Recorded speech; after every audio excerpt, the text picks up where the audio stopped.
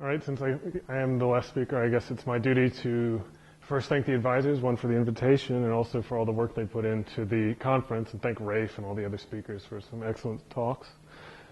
Since it is the last talk of the conference, I thought I would err on the side of too many pictures and too little technical mathematics. So I figured the details and whatnot could wait for another day. We've heard a lot about the elliptic and the parabolic theory of operators on singular spaces, and I wanted to talk a little bit about the theory of evolution equations, or at least the theory of the wave equation and the Schrodinger equation on singular spaces. So, like I said, I'm just going to consider two equations, the wave equation and the Schrodinger equation. The wave equation is this top guy, dt squared minus the Laplacian, and the Schrodinger equation is dt minus the Laplacian. So if you switch to just the ordinary derivatives, the wave equation becomes the wave equation, but this guy picks up an I, so it makes it a little bit different. As a little warm-up, I want to talk just a little bit about waves on smooth manifolds and remind you of some of the essential structure. So I want to consider the initial value problem for the wave equation. I'm going to call solutions to this classical wave. As Andras mentioned, one of the most important sort of theorems about this sort of thing is Hormonder's theorem, which says that singularities of solutions to the wave equation are going to travel at unit speed along geodesics, or more generally, solutions to pseudo-differential equations are going to travel along null bicharacteristics. And by singularities, I just mean, well, you can talk about singular support or more generally wavefront set, which just remembers where and in what directions a distribution is not smooth. All right, so this can later be made, or Hormonder, one of his many gifts to the world, made this more concrete by showing that these guys are Fourier integral operators associated to geodesic flow. And so what that means is, well, it means several different things. But one of the things you can take away from it is that there's some nice explicit structure you can write down. You can write down things as oscillatory integrals with phase functions that parameterize the Lagrangians involved. And here the Lagrangians are the graph of the geodesic flow. Okay. So this is all for the wave equation. There's related work for Schrodinger's equation due to Jared Wunsch, my advisor, and Hassel and Wunsch. So Jared proved in his thesis that that singularities to Schrodinger's equation on scattering manifolds propagate according more or less to geodesic flow, but this is sort of happening at infinity. So the thing that becomes relevant is quadratic oscillation at infinity. So this r squared over t, something like that. And he and Andrew Hassel later proved that there is a Fourier integral operator structure for the Schrodinger propagator in this setting as well. So what changes when we move to singular spaces? And the main phenomenon that becomes relevant is that waves now undergo diffraction. So diffraction has a long history, and it's influenced physics quite a lot over the years. It was first observed by Grimaldi, and then Thomas Young sort of came along and used it to understand the wave-particle duality, and this is his picture of two-slit diffraction. So a little sketch. It appears in many other ways in nature, so here's some pretty pictures. This is a cloud iridescence, so what happens when light waves run through water droplets in clouds. Here's another sort of fun one. This is water waves diffracting off of sea barriers. So if you see sort of the water waves coming in this way, they strike these sea barriers here, and you see these diffracted waves coming off. So there's this sort of circular wave coming off of the endpoints of each of these guys here. And my favorite one of these is this, which really just looks like stars at the moment, but this is this is a picture of dark field microscopy of gold nanocrystals. So what these are very tiny gold polyhedra on the nanoscale. And my colleague, Emily Ringa at Northwestern, studies this sort of stuff. She's in the chemistry department. And you can actually see, you can think about this as being studying wave propagation on the exterior of manifolds with corners. That's really sort of what's going on. And the diffraction is showing up here because you see only these sort of circular, blurry images. You don't actually get to see the edges themselves propping up. Okay. Cool. All right. And so in mathematics, we can think about this picture. So this picture confuses everyone, unfortunately, including the experts. But here we've got, so I've got the exterior to a wedge, so this is some wedge that I've cut out of R2. This is the source of the wave, and you can see that this outer circle is emanating out from the source. And what happens is you set off this source here, it strikes the boundary, and you get a bit of a reflection. And when it strikes this point here, you get the diffracted front, which is emanating out in the circular way from our spherical wave from that point here. And there's also this shadow region here, which you don't actually see anything but diffraction. Okay. All right, so there's a whole history of people who have worked on this stuff, on extending the understanding of waves from smooth media to singular media, and it starts back with Sommerfeld, who worked on the slip plane and actually sort of explicitly solved things using Bessel functions. This is in about 1896, if I remember correctly. And then Keller came along in the 50s, I believe, and wrote down many heuristics for dealing with other singular spaces, so things with conic singularities, things with edge singularities, more general singularities. Just to sort of get a reference of when Hormander worked, he came in about 71, I think, is when his theorem appeared. And then Cheeger and Taylor later did work on metric cones. So if you have just the usual cone that everyone's been drawing, R plus cross a compact manifold with the metric dr squared plus r squared times a metric on the cross section, the standard thing. And then later LeBeau dealt with analytic manifolds with corners. And then there was quite a lot of a jump here. I think LeBeau worked in the mid-'80s. And then finally in 2004, I believe, Richard Melrose and Jared Wunsch proved propagation of singularities theorem for conic manifolds, so generalizations of cones where your cones are sort of allowed to wiggle instead of just come in straight. Okay. And later, mid-90s was LeBeau? Oh, okay. Okay. I was off by a decade. Didn't change the order, though. And then Melrose, Vaugier, and Wunsch, so Andras joined them, and they worked out propagation of singularities theorems for edge manifolds. And this is where glancing starts to appear. And then Andras worked on the corresponding theorem for manifolds with corners. And finally, all three of them again worked out the regularity of the diffracted wave in the corners case. So there's been a lot of work on this area. And so the basic picture, so just to sort of go through what all this stuff means, if you have, so like I said in the smooth case, singularities are carried by geodesics, so really smoothness is carried by geodesics. But if you have on a cone, so this is a conic manifold here, if you have a cone and you have a singularity of a solution to the wave equation, which is moving into the singular bit, into the cone point, what ends up happening is you get a spreading out of singularities that comes out in this radial wave emanating from the cone point. Okay, so one little geodesic coming in produces this whole wave emanating from the cone point. And as we'll see in a second, this diffracted wave is actually weaker or more regular in a Sobolev sense than the wave, the geometric wave, we could say, or the wave that comes in and hits the cone point. And in the edge setting, there's a similar theorem, but here you've got this one guy coming in and striking the boundary, and instead of just getting a radial wave that comes out, you get this cone of directions carrying the singularity. Okay, so here you've got sort of specular refraction, I believe it's called, or specular reflection. It's more or less playing the same role here that it plays in physics. Sort of angle of incidence equals angle of refraction. Okay. So the theorems for these diffracted waves are due to, well, the same three people, Melrose and Wunsch and Melrose, Vaugier, and Wunsch.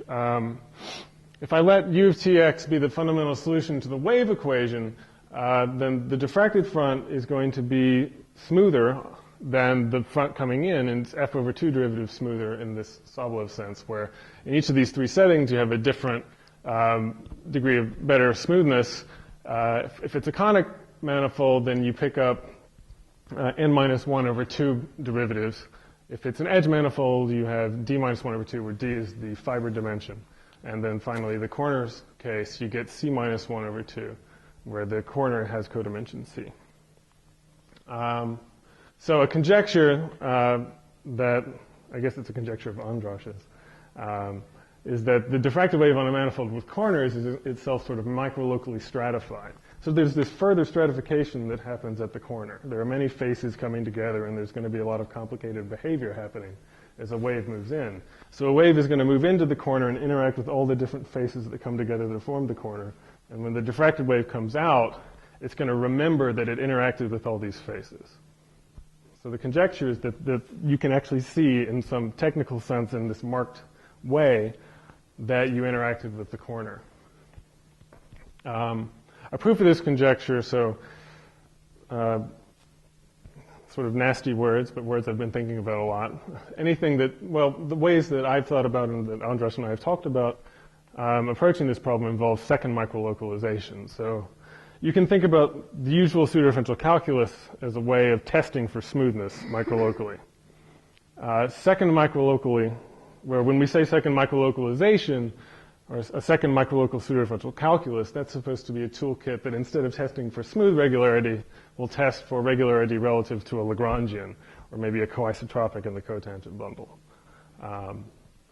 And so instead of just remembering sort of the raw smoothness, you're going to remember that this thing is smooth in some special way. Okay, or its singularities are not so bad. And second microlocalization also appears in another way, because if you want to actually consider a more general version of this theorem, you enter into what's called the NonFocusing Condition, or it starts to play a role.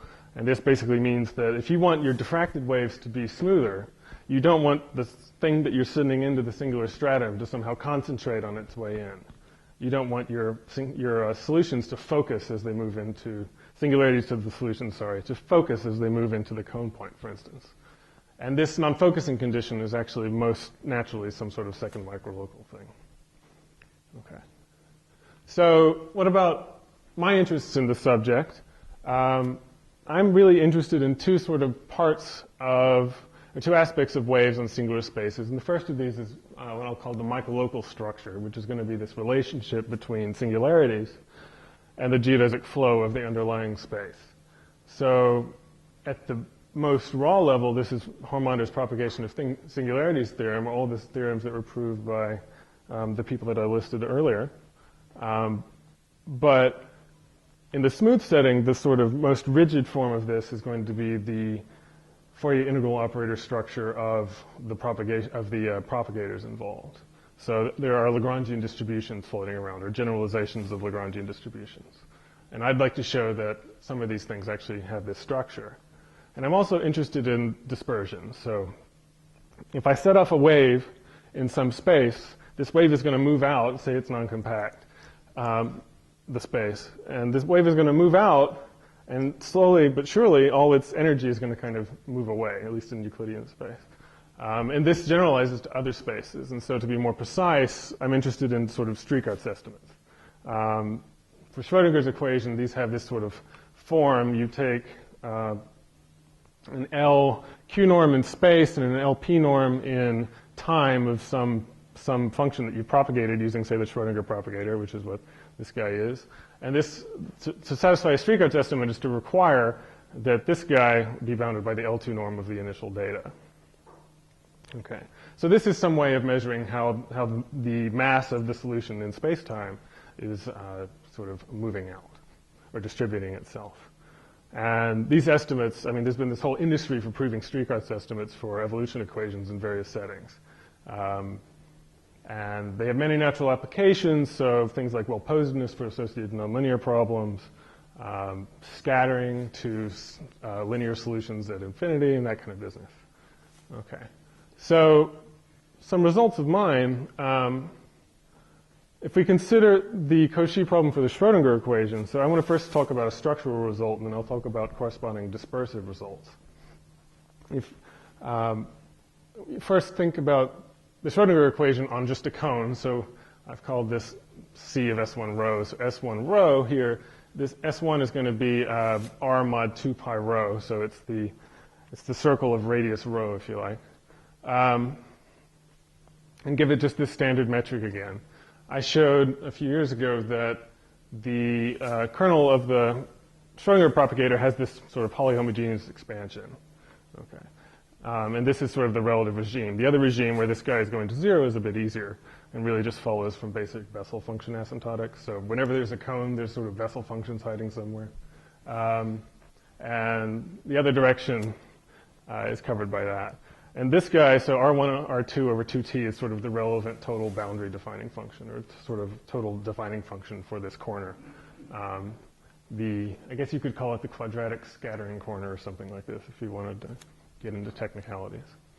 Okay, so it has this expansion, and what does that give you? Well, that together with the other regime actually gives you streak arcs estimates. So you can use Keel and Tau's machine for proving streak arcs estimates. They reduced it to basically unitarity of the propagator and something called a dispersive estimate, and the dispersive estimate follows rather easily from the polyhomogeneous expansion. Okay. So we get streak arcs estimates. And then a little later, with some collaborators, Matt Blair, Sebastian Hare, and Jeremy Marzuola, we took this estimate on cones and we wanted to extend it to things you could build out of cones. So, for instance, if you have a polygon, and I'll show you a picture in a second, if I give you a polygon in R2, I can double it, glue it to itself, and I get something that has conical singularities where the vertices of the polygon were. And so we'll see a picture of that in just a second. But the main idea is to take estimates we knew on cones and estimates we knew on sort of compact manifolds, glue them together, and get something on the new space. So the first step in that was to prove Littlewood-Paley square function estimates, which were basically, the glue gun for making the estimates turn out. And those have this form. And then using that, we were able to prove sort of streak arcs estimates with a loss, local streak arcs estimates with a loss, which have this form, on a variety of different singular manifolds, including polygons and these things called Euclidean surfaces with conical singularities, which are doubles of polygons. And you can also talk about wedge domains like I showed earlier, where you cut out a wedge and that kind of thing. All these things sort of glue together to be made out of cones and flat space. Okay. And then the next step was, well, if you can do it for one equation, why not try to do it for the other equation? And we did. We showed an analogous set of estimates for the wave equation on these spaces. And so the streak arcs estimates for the wave equation are a little more complicated. These are homogeneous Sobolev spaces. For some reason, the dot command was not working with Beamer. And so they take this form, and they are subject to these sort of admissibility conditions. Right. And so there are many possible directions you can take this research in. Stuff I'm interested in is expanding the sort of analysis I've done to higher dimensions and understanding better the sort of microlocal structure of these guys. They're also just the menagerie of singularities that you can look at is huge. So there's no one's done anything with cusps or horns. No one has much of an idea what to do with them. There's some work of Grieser and I think one of his students on geodesic flow on cusp manifolds that might be a starting place. Horns, I think, are just crazy. Edge cusps and edge horns are another sort of thing you could think about. What's also unknown is propagation of singularities for the Schrodinger equation on any singular manifold. So this might be what I should have spent graduate school doing. But this is a very natural question, and I think it's a very interesting one. And like I said, the Fourier integral operator structure of this stuff on sort of the progressively more complicated manifolds, the easiest one to do is the conic manifolds. Once you start getting into these guys, glancing starts to play a role, and there are people in the room that are better suited to that than me, I think. And then finally, once you know something about Fourier integral operators, you can sort of ask questions involving the trace theorem. So what's the trace of the wave group on a manifold with conical singularities? What does that look like? And can you use it to hear the shape of a drum with conical singularities? Or can you use it to hear maybe the distance between cone points? Or hear things like the volume of the cross-sections of cone points? Okay. Lots of interesting directions there. And of course, the sort of related dispersive stuff. So you can talk about streak arcs estimates. You can talk about the nonlinear Schrodinger wave equations on these spaces. Moravec's estimates. All the related things. And so it sort of goes on and on and on and on. So this is where I'm going to stop. So, thank you. Thank you very much. Any questions? Well, the natural question, the potential is always zero in your Schrodinger equation. So there are a bunch of potentials you could throw in probably without much more difficulty. So if you looked at the work of Hassel and Wunsch, they do have potentials that enter into their Schrodinger operators, and they don't cause that much pain. So I think you could do it if you were judicious about what potentials you used. For instance, that would be bad.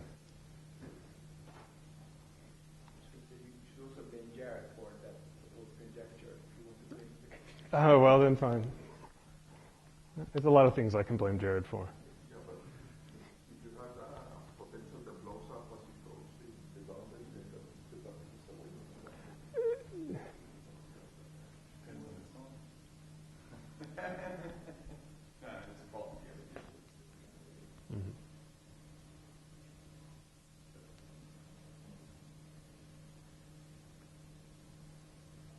Let's thank the speaker again.